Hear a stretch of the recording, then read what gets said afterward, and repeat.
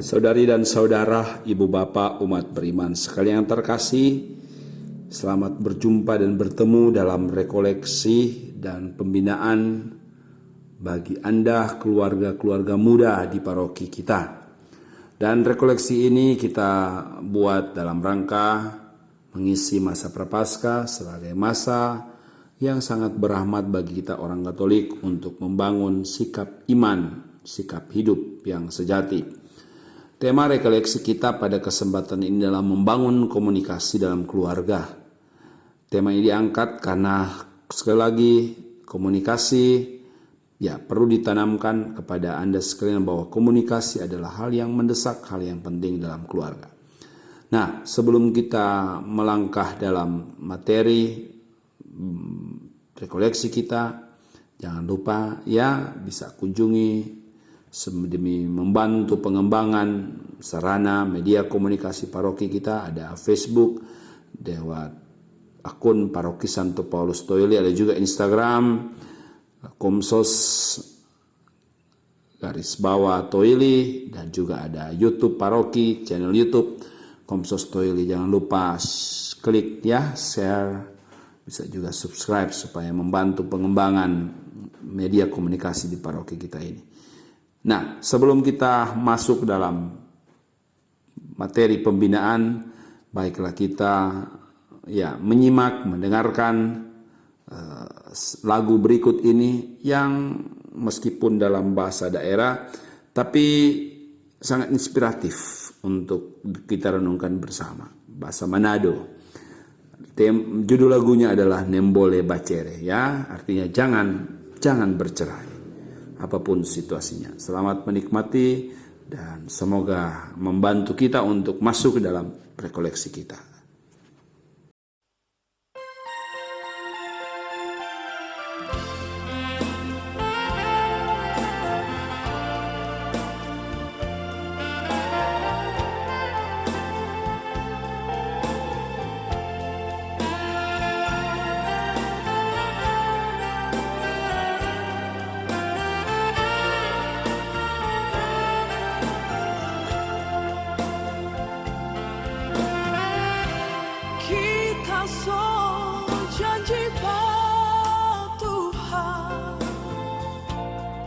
Kita sayang panganan, kita ada janji pa Tuhan, kita sayang. Tuhan bikin orang jadi satu, koning boleh bacere, kita tahu apa yang sudah ikan di dunia dan di surga.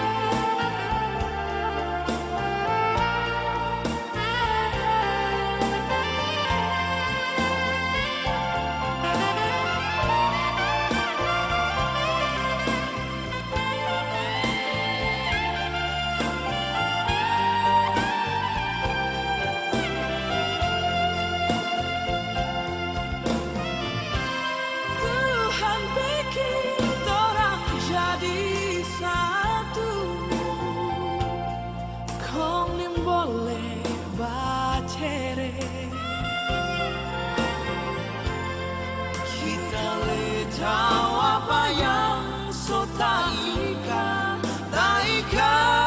di dunia di sorga.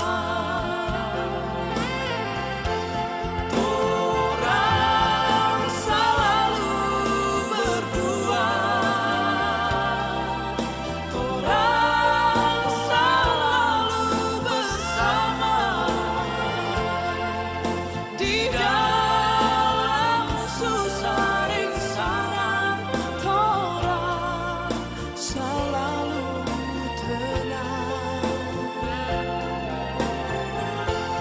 Orang selalu berdua,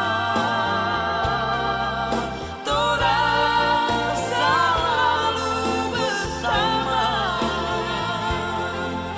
di dalam susah di sana. Orang rasa Tuhan Yesus bersayang. Orang selalu berdua, orang selalu bersama di dalam susah di sana. Orang selalu tenang. Orang selalu berdua, orang selalu bersama di dalam susah di sana. Orang rasa Tuhan Yesus bersayang. Di dalam susah di sana, orang rasa Tuhan Yesus bersayang.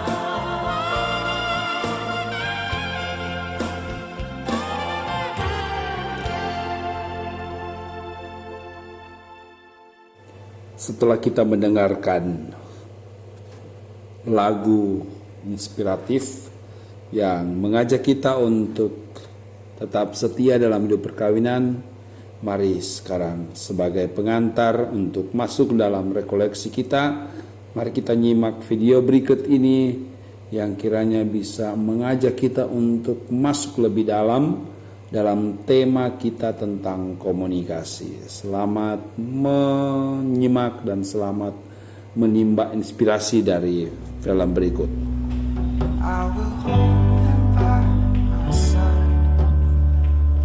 Hai Rin, apa kabar? Baik. Udah lama ya kita nggak ketemu. Ih, lama banget. Iya, Aduh, kamu tambah langsing aja deh. langsing dari mana? Serius? Tuh lihat, 3 kilo aku naik. Masa sih? Iya, selama BFH tuh aduh kerjanya tuh makan terus. Tapi nggak kelihatan. Gemuk banget aku. Nggak kelihatan beneran deh. Gimana kabar suami, keluarga semua sehat kan? Baik, sehat. Suami sama Iya. anak-anak bos? Sehat, semuanya sehat. Bagus. Aduh, udah lama banget ya. Ih, lama Pengen banget. Kumpul-kumpul lagi. Ayo tuh. 3 bulan ya kita 3 bulan. dikurung dalam rumah. Betul. Aduh, ini gara-gara COVID semua Pengen ini. curhat aku tuh sama kamu tahu. Curhat. Tapi sebelum ngobrol, mending pesen dulu ya. Boleh. Oke? Tadinya mau diet sih saya. Jangan diet, Mbak. Mau order. Di sini makanannya enak-enak loh. Harus pesen makan yang enggak sering tapi ya. Siang. Apa ya? Yang enak, rekomennya apa Mbak? Ada iga bakar.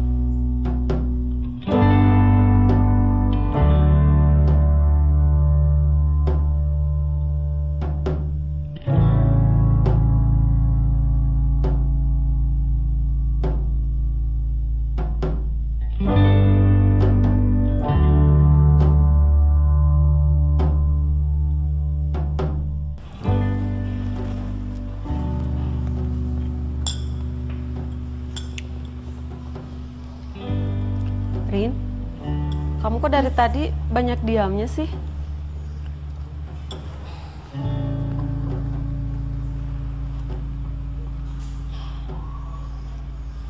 Aku sebenarnya lagi ada masalah sih Sus. Masalah?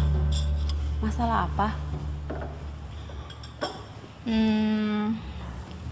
Selama COVID-19 ini kan kerja di rumah, lebih banyak di rumah. Kondisi di rumah kamu gimana? Ngebosenin nggak? Kalau bicara itu, aku malah berterima kasih sama COVID-19, Rin. Terima kasih. Iya, terima kasih.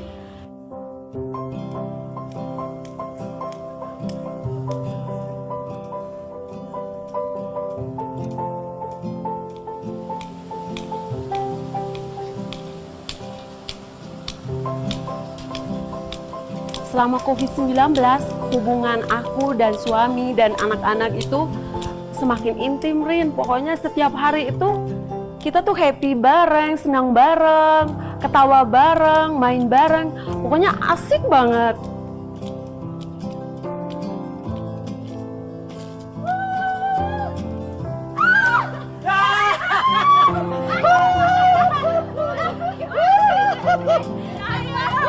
Kalau dipikir tuh kita tuh kayak anak kecil.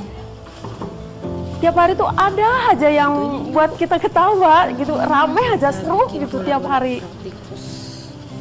Ayo, bisa nggak? Dibuat-buatin. Ya, bulat, dibikinin bulat. Bulat, kecil-kecil aja, jangan gede-gede. Kecil aja. Kayak gini. Ya, sip. Ih, si Papa. Datang satu main. Ih, Papa. Si Papa main-main. Ih, aduh kue aku aduh. Ih, si Papa. Papa sayang banget nih. Kamu kenapa?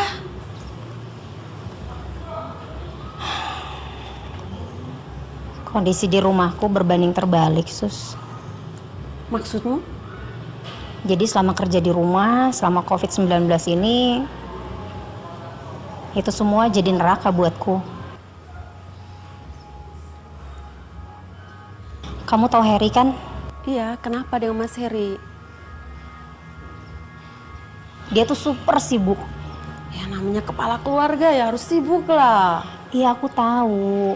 Tapi pergi kerja tuh pagi banget. Pulangnya larut malam. Hampir setiap hari seperti itu. Minggu aja dia kadang pergi. Ya lembur mungkin, banyak kerjaan di kantor kali. Ya tapi kan aku butuh perhatian, Sus. Banyak kerjaan mungkin. Tapi kan selama COVID ini, ya kesempatan kalian berdua di rumah kan harusnya ya jadi pengantin baru lagi. Apalagi belum ada momongan, ya mesra-mesra gitu.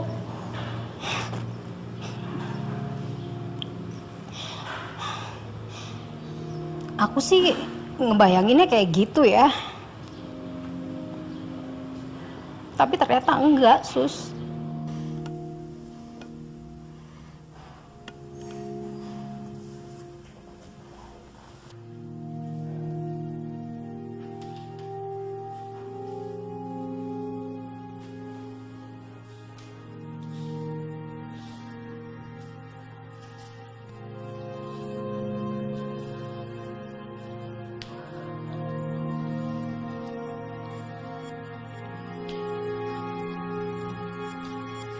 Kayaknya tuh Harry tuh udah lupa kalau dia tuh udah berkeluarga.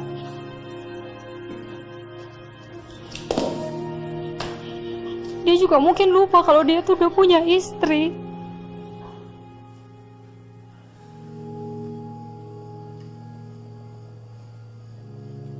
Dari hari ke hari, dari waktu ke waktu, kerjaan kamu itu cuma ribut aja.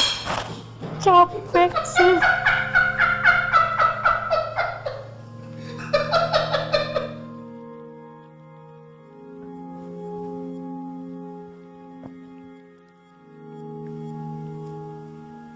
Aku ini udah kayak tidur sama batang kayu.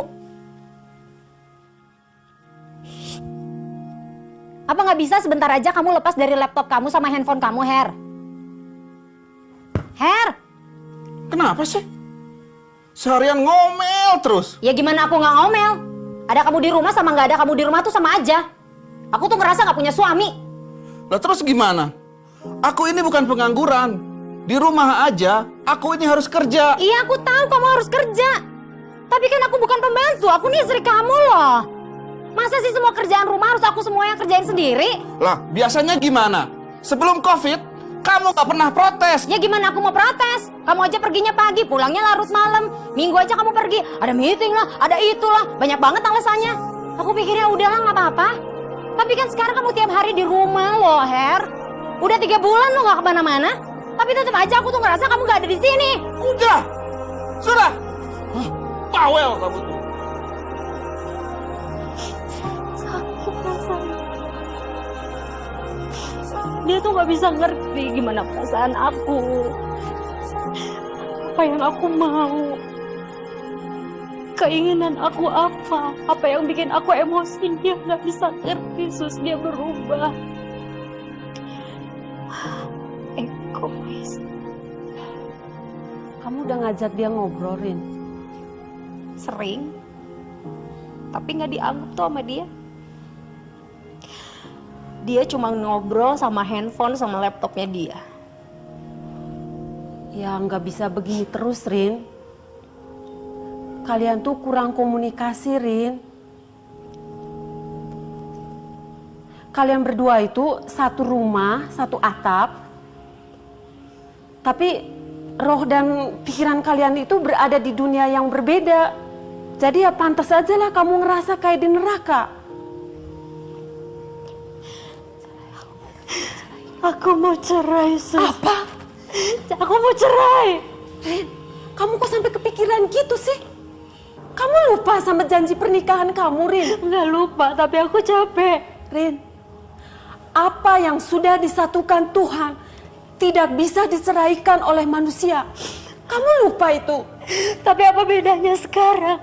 Apa bedanya kondisi aku sama Heri sekarang? Nggak ada bedanya. Kamu begini karena kamu kurang komunikasi aja. Kamu nggak berbicara dari hati ke hati. Coba kalau kamu bicara dari hati ke hati, mau saling mendengarkan, saya yakin Rin, keluarga kamu tuh akan berubah. Percaya itu.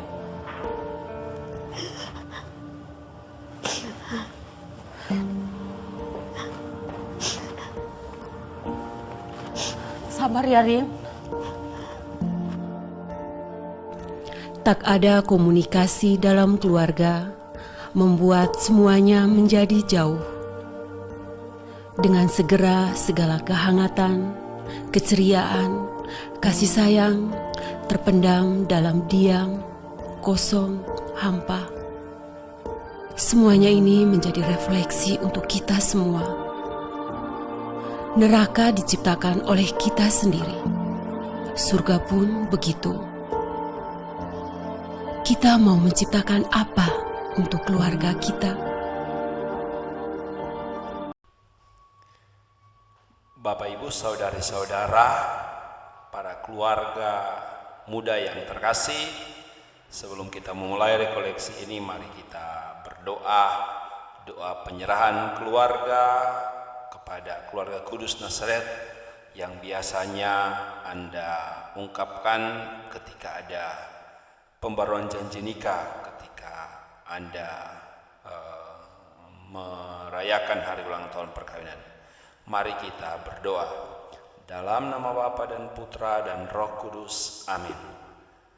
Keluarga kudus, teladan dan pelindung segenap keluarga Kristiani. Di bawah naungan-Mu kami serahkan keluarga kami. Bila hidup-Mu kami renungkan kembali, tergeraklah hati kami untuk menimba semangat-Mu.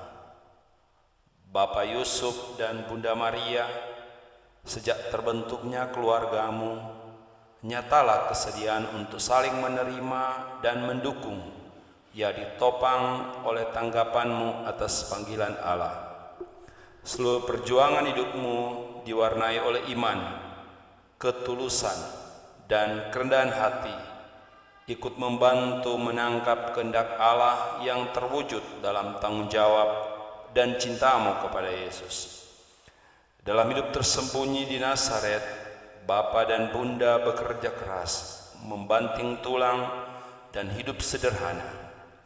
Asuhlah kami untuk menyambut kehadiran Yesus di antara kami, menciptakan keheningan di tengah kesibukan, berani menyimpan sabdanya di dalam hati sebagai pegangan hidup persaudaraan sehari-hari, mau bekerja sama, saling membantu dan meneguhkan, dan bukan menambah penderitaan. Tuhan Yesus, semoga berkat kedudukan-Mu sebagai titik temu dalam keluarga kami bersedia meluangkan waktu untuk saling bertemu, menjalin relasi manusiawi yang matang, sehingga rumah kami terasa menyenangkan, terasa merasakan aman, tentram, dan penuh kasih sayang. Ajarlah kami untuk mengambil sikap yang tepat antara tugas dan kepentingan pribadi maupun keluarga.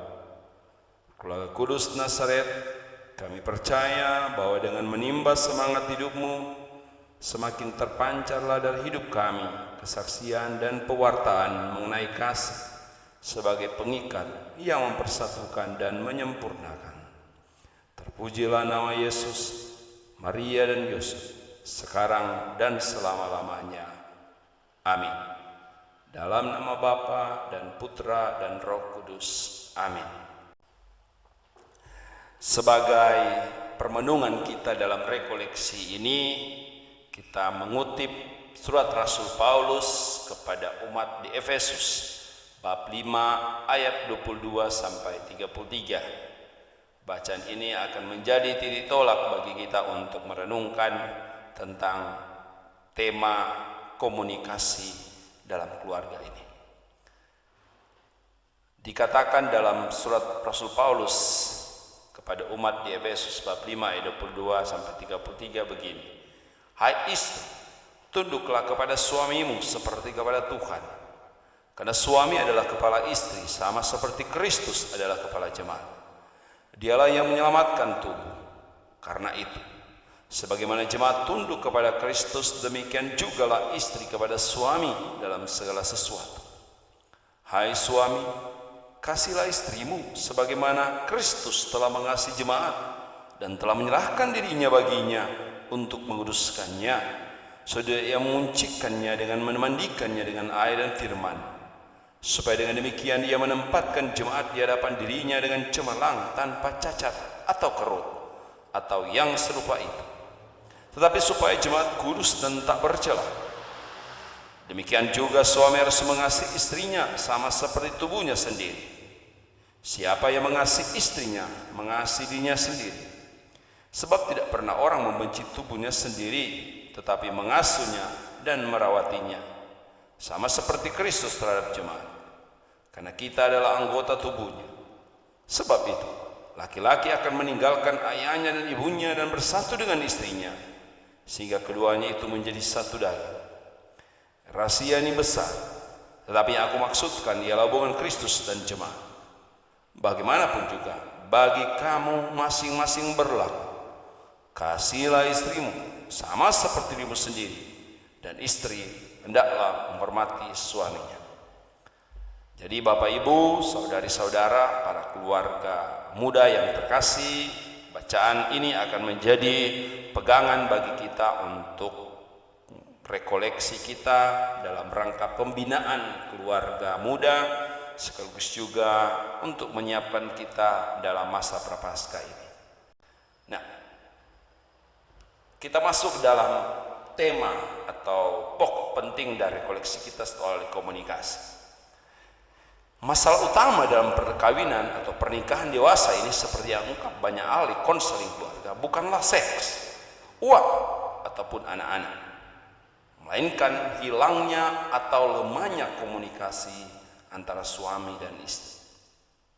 Dalam video inspirasi tadi, pengantar rekoleksi kita ini nyata sekali bagaimana komunikasi itu tidak jalan antara suami dan istri. Jadi sekali lagi, komunikasi itu adalah masalah yang utama dalam sebuah keluarga.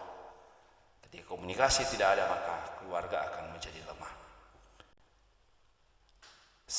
Memang komunikasi tidak selalu berarti bahwa menuntut dua orang yang menikah harus selalu melakukan hal yang sama dengan cara yang sama dan pada waktu yang sama. Itu tidak mungkin. Ya, jadi komunikasi tidak selalu berarti bahwa harus sama semua. Itu sangat mustahil. Apalagi kita membawa masuk dalam keluarga kita ketika Anda menikah, itu masing-masing kelebihan dan kekurangan karakteristik dari masing-masing pasangan. Jadi tidak semata-mata komunikasi harus sama, harus selalu sama. Ya, itu penting, harus diingat. Nah, Tuhan menciptakan kita, memang benar bahwa Tuhan menciptakan kita sebagai makhluk sosial yang hidup dalam relasi, hubungan satu sama lain. Tapi tentu tidak selalu berarti seperti tadi dikatakan bahwa semua harus sama, ya, semua harus satu. Intinya adalah bahwa Tuhan menghendaki agar kita masing-masing membangun relasi, ya. Oleh karena itu tidak ada seorang pun yang dapat hidup tanpa kehadiran orang lain. Itulah salah satu makna kehidupan ketika Tuhan menjadikan Hawa sebagai pendamping bagi Adam. Jadi Tuhan melihat bahwa manusia tidak baik seorang diri, maka Dia ciptakan perempuan sebagai teman, sebagai sahabat. Nah, sejak adanya Hawa, perempuan itu, lalu terjadilah sebuah relasi antara sesama manusia, ya. Nah, oleh sebab manusia adalah makhluk sosial, maka mau tidak mau komunikasi menjadi hal penting bagi kehidupan manusia, termasuk dalam hidup pernikahan. Jadi kita diciptakan sebagai makhluk sosial. Kita tidak hidup sendiri untuk diri sendiri, tapi kita hidup bagi orang lain. Apalagi Anda sebagai keluarga hidup bersama dengan yang lain, yaitu istri, anak-anak Anda. Jadi komunikasi memang bukan cuma kebutuhan, tapi melekat kepada manusia sebagai makhluk sosial. Ya, itu penting. Nah, istilahnya seorang tokoh penting, dia ini adalah memiliki lisensi untuk pendampingan keluarga. Dia katakan pernikahan itu dipayungi oleh komunikasi, ya. Jadi komunikasi memayungi sebuah keluarga. Nah, kalau payung itu bocor, maka orang yang ada di dalam payung itu pasti akan basah. Oleh karena itu, ya, kalau komunikasi tidak jalan, komunikasi tidak hidup dalam keluarga, ya tinggal menunggu waktu saja bahwa semua orang yang di dalam keluarga itu akan mengalami masalah. Ya, sekali lagi komunikasi itu hal yang penting, hal yang melekat, hal yang utama dalam sebuah keluarga. Nah, sebelum kita melangkah untuk melihat bagaimana komunikasi dalam keluarga itu harus dijalin, pertama harus dimengerti apa itu komunikasi, apa itu komunikasi, bagaimana komunikasi itu yang sebenarnya. Nah, komunikasi adalah suatu kegiatan dilakukan untuk saling berhubungan dengan pihak lain, yang dalamnya seseorang mengungkapkan atau membagikan aneka gagasan, pemikiran, dan ungkapan perasaan hatinya kepada orang lain. Ya, jadi dari sini pengertian ini jelas bahwa dalam komunikasi itu ada dua pihak yang terlibat, dan yang terungkap itu bukan hanya sekedar ide, gagasan, tapi juga perasaan. Jadi dalam komunikasi yang terjadi bukan hanya sekedar kita bercerita tentang ide-ide, oh saya mau begini, saya mau begitu, tapi kita juga harus hidup dalam komunikasi itu, perasaan-perasaan terungkap. Ya, orang bilang curhat dan lain-lain, itu harus menjadi nyawa dari sebuah komunikasi, ya. Jadi komunikasi itu meliputi semua dalam kehidupan keluarga. Nah, seorang tokoh penting, Bernard Wiese dan Urban Steinmetz, mengatakan ini: ketidaksesuaian pendapat tak terelakkan dalam suatu pernikahan dan kehidupan keluarga, ya. Namanya saja dua pribadi yang berbeda, tentu memiliki karakter pendapat yang berbeda. Kadangkala masing-masing pribadi dapat menjadi pesaing, harus disadari itu. Seperti juga penolong dan pelengkap bagi pasangannya. Setiap pasangan harus menghindari sikap menjauhkan diri yang sering muncul ketika konflik terjadi. Ini kadangkala sering terjadi. Ketika ada masalah, saling menjauhkan, saling baku diam, dan sebagainya. Dan membenahi hubungan mereka supaya tidak ada lagi sakit hati. Keinginan untuk saling membalas atau saling menuduh. Untuk dapat mencapai hal itu, perbedaan-perbedaan harus didiskusikan secara terbuka, sehingga komunikasi yang baik dapat dipulihkan. Reaksi kemarahan memang tidak dapat dihindari dalam kehidupan seseorang, tapi yang paling penting adalah apa yang diperbuat seseorang dengan amarahnya itu. Jadi dalam relasi sebuah keluarga memang tidak jarang ada tentangan, ada masalah, itu biasa. Tetapi bagaimana masalah itu tidak membuat lalu kita menjadi terhalang untuk membangun sebuah relasi. Ada masalah, ya saling bercerita, saling terbuka, ya sekurang-kurangnya haruslah menjadikan suami atau istri sebagai orang pertama yang mengetahui permasalahan, istilahnya hal-hal yang mengganjal dalam diri kita. Jangan orang lain. Ketika orang lain masuk dalam kehidupan sebuah keluarga, maka akan menjadi hal yang sulit dalam membangun relasi. Nah, dalam pernikahan saling pengertian tidak berarti tanpa perbedaan, ya, melainkan mampu membicarakan perbedaan tersebut serta memahami pasangan. Jadi justru dalam perkawinan itu harus dihidupi kerendahan hati untuk memahami. Sehingga agak lucu kalau orang mengatakan bahwa kami berpisah karena tidak ada kecocokan lagi. Kami tidak bisa lagi bersama karena tidak cocok. Memangnya pernikahan itu bertujuan untuk saling mencocokkan? Itu tidak mungkin. Itu tidak mungkin. Ya, harus disadari itu. Maka perkawinan untuk bisa mempertemukan dua orang pribadi yang berbeda, ya sikap memahami. Sikap memahami. Memahami itu adalah paling utama dan terpenting. Nah, dikatakan lanjut bahwa bukan cara terbaik untuk menghadapi perbedaan bukanlah dengan memeranginya, melainkan berusaha mencari titik temu atau persamaan. Dua orang yang saling mengasihi tetapi tidak mampu memahami isi hati dan pikiran pasangannya akan terus mendapat kesulitan dalam hubungan mereka. Jadi kasih itu harus diwujud nyata lewat juga dengan memahami, mengerti situasi hati dari pasangan kita, ya. Nah, oleh karena itu 6 hal ini penting sekali untuk mendukung terjadinya sebuah komunikasi.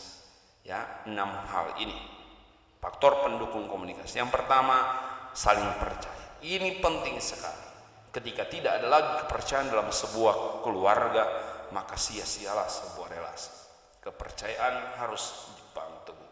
Dan juga harus istilahnya jangan suami atau istri percaya sehingga menyalahgunakan kepercayaan. Jadi pakailah kepercayaan itu dengan sebaik-baiknya. Oh, kita pe suami kok percaya sekali ke kita. Ya itu jangan selalu bersembunyi di balik itu. Jadi sehingga istilahnya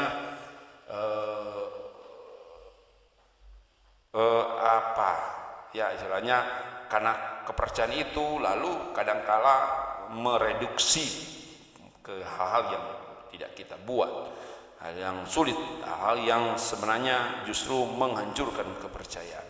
Ya, sekali lagi hal yang pertama dan penting kepercayaan. Yang kedua pertalian, ya.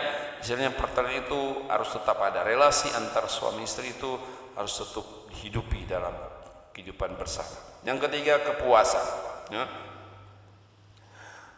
Memang ini perlu untuk proses yang lumayan untuk sama, ya, masing-masing menjadi puas dalam komunikasi, tapi sekurang-kurangnya ini juga harus menjadi faktor penting yang bahwa ketika ada terjadi dialog maka menjadi puas semuanya. Yang keempat kejelasan, harus jelas satu sama lain, tidak ada yang tertutup-tutupi. Harus tidak ada yang buram begitu, harus menjadi terang semua hal. Baru keterbukaan, ini prinsip lain lagi, dan komunikasi harus terbuka. Memang keterbukaan tidak lalu harus terbuka semuanya. Jadi istilahnya ada hal juga yang harus menjadi prinsip-prinsip dalam kehidupan keluarga. Jadi karena itu juga tetap perlu dan penting untuk menjaga hal-hal yang prinsipil. Dan yang terakhir dukungan, ya. Dukungan ini sangat penting. Dukungan dalam dalam hal kata-kata, dalam hal tindakan itu harus nyata dalam sebuah keluarga. Dan ini penegasan yang perlu dan penting dalam mendukung komunikasi. Hendaknya ungkapan-ungkapan seperti permisi, terima kasih, maaf, dan aku mencintaimu tetap mewarnai kehidupan sebuah perkawinan. Kadangkala hal-hal kalimat-kalimat sederhana ini menjadi rasa orang bilang so biasa. Jadi tidak perlu lagi, tidak perlu istilahnya tidak perlu lagi. Suami kok so mengerti, istri kok so mengerti. Jangan mengeneralisir sesuatu dengan cara seperti itu. Kadangkala harus diungkapkan hal-hal permisi, terima kasih, maaf, aku mencintaimu. Saya beberapa kali nonton film-film, ya istilahnya film-film luar negeri, biar so tua mereka tetap masih mengucapkan I love you. Padahal so tua. Ya, itu keterbukaan hati untuk mengungkapkan sesuatu itu dengan kata-kata itu sangat membuat masing-masing pribadi bisa tersentuh, ya. Jangan pernah sungkan untuk mengucapkan kalimat-kalimat kecil sederhana ini dalam sebuah keluarga. Bukankah kalimat ini juga Anda ungkapkan ketika Anda masih pacaran untuk bisa menarik hati, ya. Sekali lagi, jangan cuma sampai di pacaran, setelah menikah tidak lagi ucapkan kalimat-kalimat ini. Harus sering mewarnai kehidupan perkawinan Anda, ya. Baik, selanjutnya kita perlu juga menyadari ada hal-hal yang perlu dihindari dalam komunikasi, ya. Ada 5 hal penting. Yang pertama, kritik. Ya, tentu memang ada kritik yang membangun, tapi harus ingat juga ada kritik yang bisa lalu merendahkan martabat atau merendahkan harkat, bahkan bisa menyakiti pasangan kita. Jadi sebisa mungkin istri atau suami jangan saling mengkritik. Oh, kamu begini, kamu begini. Itu tidak bisa. Haruslah kita membuka hati untuk mengatakan, bisa saja saya yang salah. Jangan selalu menunjuk bahwa orang yang salah. Atau bisa juga, ya, kalau mau juga sudah saling mengakui bahwa kalau ada kelemahan, ya. Jangan sekali-sekali mengkritik. Ini hal yang perlu dihindari dalam sebuah keluarga. Yang ketiga, memandang rendah pasangan, apalagi ini, ya, ini sangat tidak manusiawi. Anda menikah dengan suami atau istri Anda bukan untuk menjadi pembantu, ya, sehingga harus memandang hina dan lain-lain, ya. Perlakukan pasanganmu sebagai orang yang ada bersama. Maka ada istilahnya dikatakan, ada istilah yang mengatakan bahwa wanita diciptakan bukan dari kaki, bukan dari kepala, tetapi dari tulang rusuk, supaya ada bersama-sama di sampingnya, ya. Istilah pepatah berdiri sama tinggi, duduk sama rendah. Ini harus prinsip-prinsip seperti ini harus selalu ada dalam keluarga, ya. Selanjutnya, dia membantu. Ya, kadangkala ini ada masalah, diam saja. Ditanya tidak mau menjawab. Ya. Jangan seperti itu. Ketika ada masalah, terbuka untuk mengungkapkan. Jangan dia membatu dan akhirnya sakit sendiri. Selanjutnya, saling mempertahankan diri. Ya, ini penting sekali. Kerendahan hati. Masa prapaskah ini mengajar kita untuk senantiasa memiliki kerendahan hati. Ya, kalau memang Anda merasa bahwa Anda yang salah, ya itu tadi, maaf. Tidak akan menjatuhkan harkat dan martabat Anda ketika Anda meminta maaf. Justru ketika Anda meminta maaf, Anda menunjukkan kualitas dan keutamaan pribadi Anda, ya. Selanjutnya, mendominasi percakapan. Ya, ini tidak bisa. Meskipun suami adalah kepala keluarga, tidak selalu berarti bahwa harus suami terus-terus, ya. Sehingga dalam percakapan tidak ada, pokoknya harus dengar saya, tidak ada istilah itu, ya. Harus saling memberikan kesempatan kepada yang lain untuk juga mengungkapkan maksud, perasaan, dan lain-lain sebagainya. Ya, ini terakhir beberapa penegasan yang perlu bagi Anda sekalian untuk membangun kehidupan keluarga yang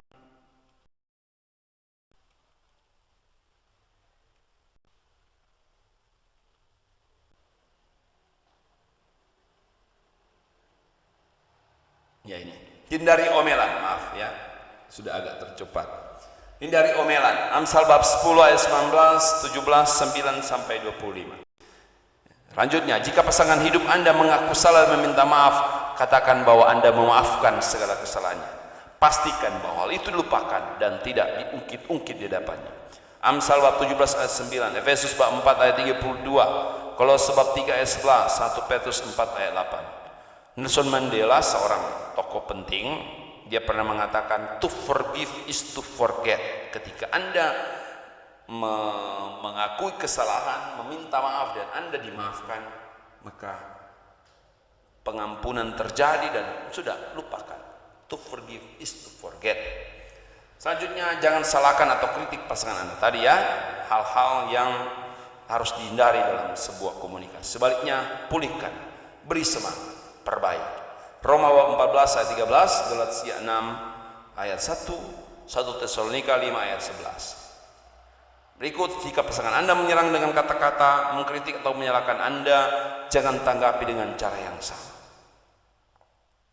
Roma bab 12 ayat 17, ayat 21, 1 Petrus bab 2 ayat 23, 39. Ini memang tidak mudah pernyataan ini, tapi inilah kesabaran Anda, kerendahan hati Anda, ya. Ini akan menjadi permenungan ketika kita merayakan Kamis Putih, ketika Yesus merendahkan diri dan melakukan tindakan pelayanan, ya. Cobalah untuk mengerti pendapat pasangan Anda, berilah ruang bagi hadirnya keberbedaan. Perhatikan minat dan perhatian pasangan Anda. Filipus bab 2 ayat 1 sampai 6, 4, Efesus 4 ayat 2, ya.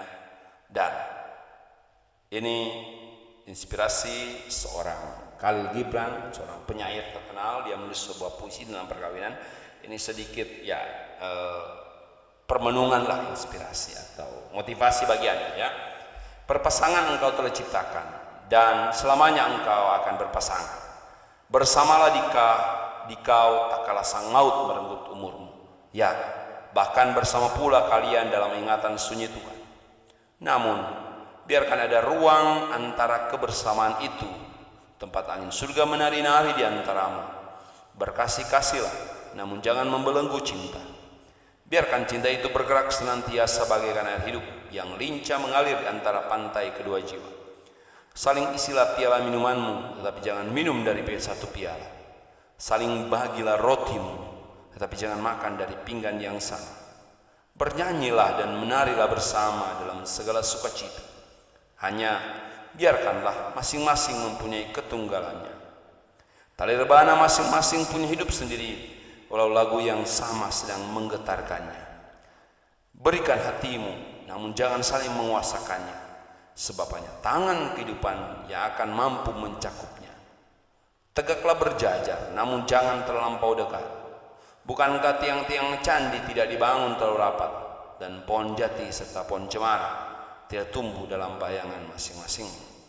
Ini hanya inspirasi saja untuk melihat. Anda bisa cari sendiri, ya. Khalil Gibran tentang perkawinan. Dan terakhir, akhirnya, selamat berjuang, terus setia, karena Santa Teresa dari Kalkuta berkata, Tuhan memanggil kita bukan untuk sukses, melainkan untuk setia. Dan selama mempersiapkan diri untuk masuk dalam perayaan Paskah, Tuhan memberkati kita semua, ya. Ini teman-teman para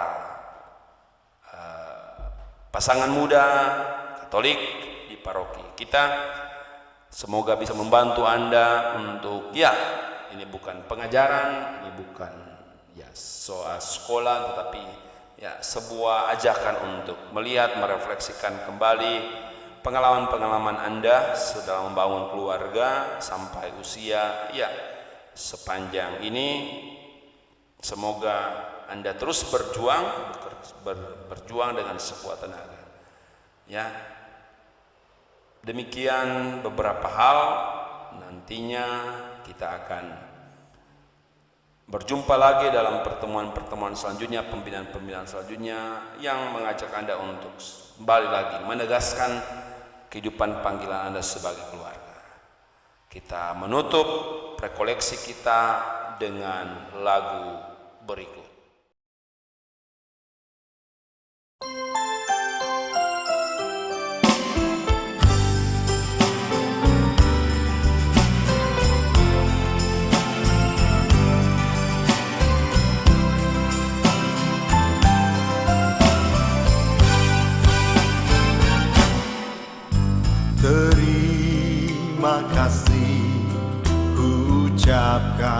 padamu atas dia yang kau berikan padaku.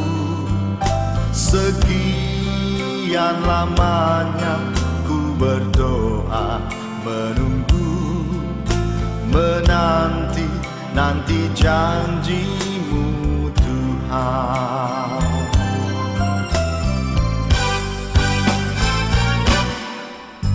Terima kasih ku ucapkan padamu atas setia yang kau berikan padaku.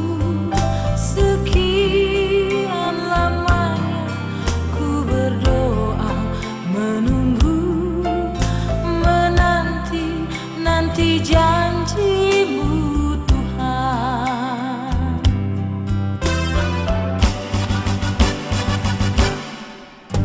Tulang rusuk yang aku nantikan, Kini ku dapat mendampingimu. tulang rusuk yang aku nantikan. Kini ku telah jadi penolongmu. Kita berdua menjadi satu dalam kasih-Nya, menjadi satu. Kita berdua menjadi satu, melayani Tuhan selama-lamanya.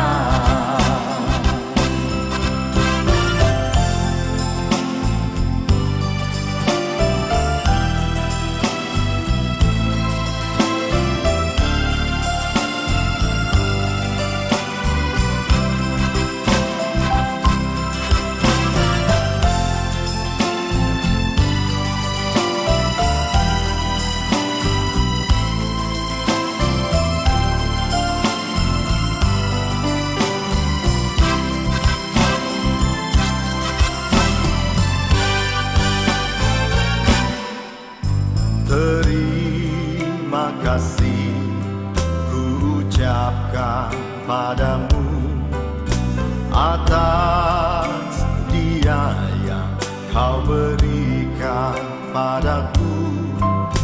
Sekian lamanya ku berdoa, menunggu, menanti janjimu Tuhan.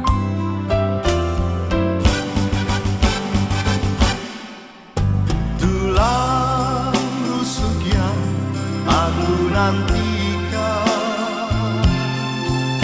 Kini ku dapat mendampingimu. tulang rusuk yang aku nantikan. Kini ku telah jadi penolongmu. Kita berdua menjadi satu